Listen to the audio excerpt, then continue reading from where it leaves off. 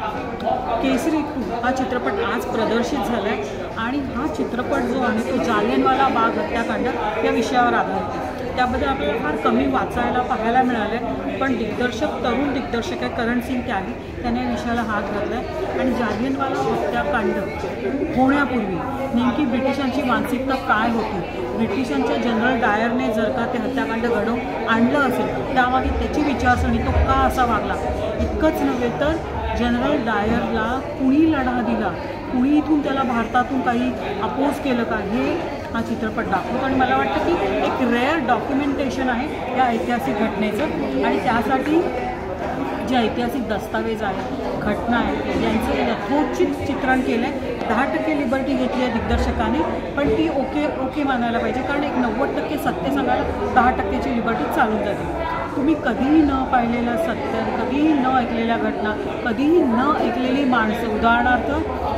General डायरच्या अपोजमध्ये जो एक वकील, भारतीय वकील लढला होता, त्याचं नाव शंकर नय्यर, पण आपल्याला नाही माहिती होतं, आपल्याला अनेक गोष्टी जालियनवाला बाग हत्याकांडावर नव्हत्या माहिती, त्या गोष्टी हा चित्रपट आपल्याला सांगून जातो, अगदी लिहिलं आपल्याला होल्ड करतो।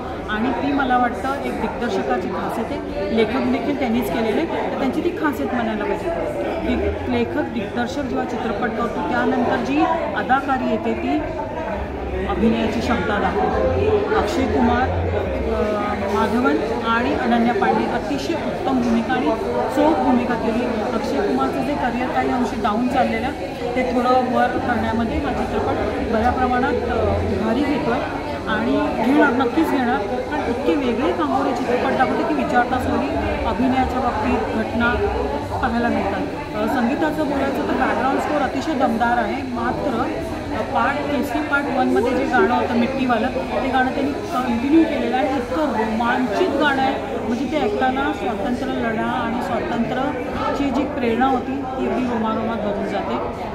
मला वाटतं की या शुक्रवारी हा चित्रपट प्रत्येकाने पाहायला पाहिजे। चित्रपट असा आहे की इतिहासच दाखवतो, त्यामुळे वयोगटाची मर्यादा नाही, संपूर्ण फॅमिली असा चित्रपट पाहू शकते। की मला बऱ्याच महिन्यात असा एक चित्रपट आला आहे जो प्रत्येक वयोगटातली माणसं पाहू शकतात, त्याच्या पलीकडे जाऊन एक भारतीयता काय असा चित्रपट केसरी 2 सांगतो, पाहायला जातो।